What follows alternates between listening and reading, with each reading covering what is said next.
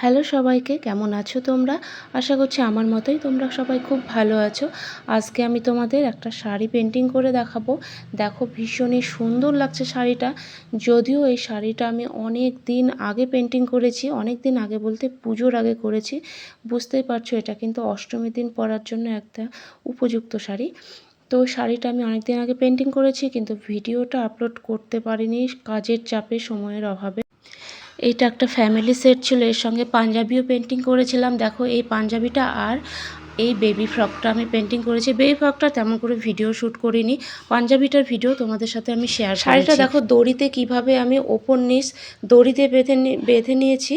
ওপরের দড়ি নিয়েছি, নিচেও দড়ি দিয়ে তারপরে কিন্তু আমি ক্লিপ দিয়ে ভালোভাবে আটকে নিয়েছি। এভাবে টান টান করে মেলে নিয়ে আমি কিন্তু কাজটা কমপ্লিট করছি। তো তোমরা যখন শাড়ি পেন্টিং করবে তোমরা এভাবে ওপর নিচ দড়ি দিয়ে আগে টান টান করে বেঁধে নেবে, তারপর শাড়িটা ক্লিপ দিয়ে ভালোভাবে আটকে নেবে, তারপরে পেন্টিং করবে। তাহলে কিন্তু খুব সুবিধা হবে। কারণ কি, শাড়িটা যদি নিচে পেতে রেখে করো তাহলে রঙটা কিন্তু যার উপরে পেতে রেখে করবে সে অনেকটা টেনে নেবে। কারণ অন্যান্য কাপড়গুলো কিন্তু মোটা হয়, যেমন কুর্তির উপরে আমি কাজ করি, পাঞ্জাবির উপর কাজ করি, সেগুলো কাপড়টা অনেকটা মোটা হয়, কিন্তু শাড়ির কাপড়টা অনেকটা পাতলা। আমি এটা কেরালা কটন কাপড়ের উপরে পেন্টিংটা করছি। পুরোটা হোয়াইট কালার আর একটা গোল্ডেন সরু পাড় আছে। তো এটা আমাকে অর্ডার করেছিল অন্তরা। থ্যাংক ইউ অন্তরা, এই সুন্দর সেটটা করতে পেরে আমার কিন্তু ভীষণ ভালো লেগেছে। পাঞ্জাবি বেবি ফ্রকটা আমি ভালো করে শ্যুট করতে পারিনি, তখন প্রচণ্ড তাড়া ছিল, পুজোর আগে তো প্রচণ্ড তাড়াহুড়ো ছিল।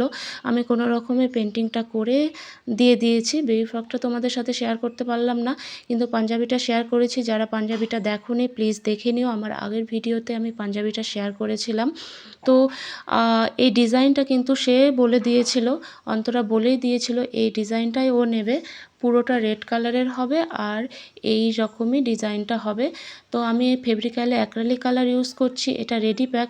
তোমরা কিন্তু বারবার কোশ্চেন করো যে এই সাথে কিছু মেশাতে হবে কিনা। তোমরা আমার প্রত্যেক ভিডিওতে দেখো যে বারবার বলো যে আপু পানি মেশাতে হবে কিনা।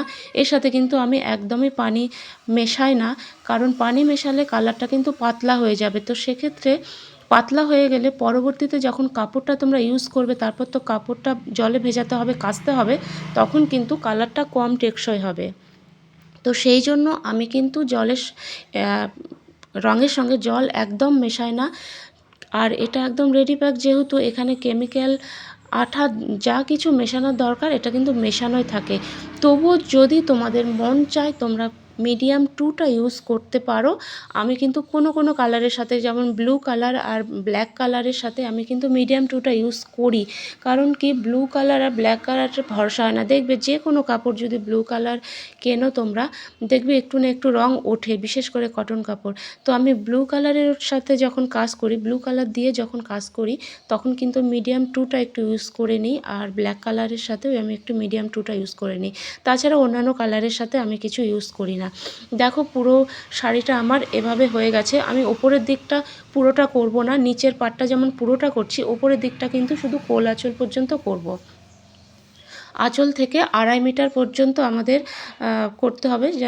প্লেট যে করি না আমরা, সেই অবধি আমাদের উপরের পোর্শনটা করতে হবে। সেটা তোমরা কিভাবে মাপবে, দেখবে উপর দিকে আঁচলের দিক থেকে 2.5 মিটার অবধি ফিতা দিয়ে মেপে নেবে। 2.5 মিটার অবধি যদি পেন্টিং করো তাহলে কিন্তু আমাদের ওপর পোর্শনটা হয়ে যায়।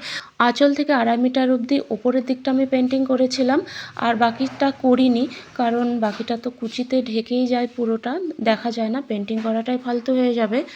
তো তোমরা চাইলে কিন্তু পুরোটা পেন্টিং করতেই পারো, আর তাছাড়া বডিতেও একটু একটু করে কিন্তু পেন্টিং করতে পারো। তো যেহেতু অন্তরা আমাকে বডিতে করতে বলেনি, তাই আমি বডিতে একটু একটু করে করিনি, করলে কিন্তু ভালোই লাগতো। তো আমি কিন্তু এরকম হালকা হাতে আগে ড্রয়িংটা করে নিচ্ছি রং দিয়ে, কারণ তাহলে পেন্টিং করতে সুবিধা হয়। আর এইটাতে তো কোনো শেডের ব্যাপার নেই, জাস্ট রং ভরা। তো সেই জন্য আমি আগে হালকা হাতে যদি ড্রয়িংটা করে নিই তাহলে আমার পেন্টিং করতে, মানে রং ভরতে সুবিধা হচ্ছে।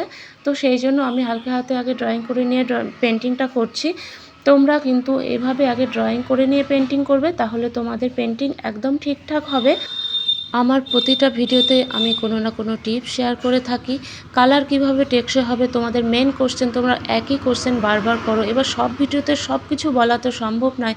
আমার ভিডিওগুলো দেখতে থাকো, তোমরা যারা বাড়িতে বসে কাজ শিখতে চাও তারা কিন্তু অনেক কিছু শিখতে পারবে। তো রং কিভাবে টেকসই হয় আমি আবারও বলছি, তোমরা এই কোশ্চেনটা প্রত্যেকটা ভিডিওতে করো, কিন্তু সব ভিডিওতে সব কিছু বলে দেওয়া সম্ভব না। কিন্তু সব ভিডিওতে আমি প্রায় বলে থাকি রং কিভাবে টেকসই হবে, এই রংটা উঠবে কি না, তোমাদের কমন কোশ্চেন।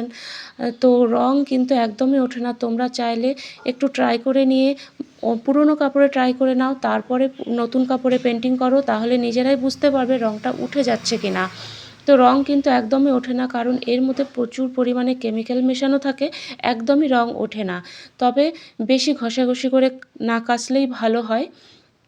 আর পেন্টিংটা করার পর রুম টেম্পারেচারে শুকিয়ে নেবে, কড়া রোদে দেওয়ার দরকার নেই, হালকা রোদে দিতে পারো কিংবা রুম টেম্পারেচারে শুকিয়ে নেবে। নেওয়ার পর কিন্তু উল্টো সাইড করে আয়রনটা অবশ্যই করবে।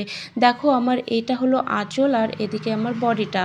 দেখো এই যে আঁচলটা এরকম করে করেছি আমি, আর পুরো বডিটা নিচের পার্টটা এরকমভাবে চওড়াভাবে করেছি। ভীষণই সুন্দর লেগেছে আমার এই শাড়িটা করতে। তোমাদের কেমন লেগেছে প্লিজ কমেন্ট করে জানাতে ভুলো না। আর আমার ভিডিওগুলো দেখতে থাকো, অবশ্যই কোনো না কোনো টিপস প্রত্যেকটা ভিডিওতেই তোমরা পাবে, আর অবশ্যই বাড়িতে বসেও ট্রাই করতে পারবে। আমি কিন্তু সহজ সহজ ডিজাইন সহজ সহজ পদ্ধতিতে দেখানোর চেষ্টা করি, যাতে তোমরা নিজেরা বাড়িতে বসে কাজ করো। আজ এ পর্যন্ত, দেখা হবে নেক্সট ভিডিওতে।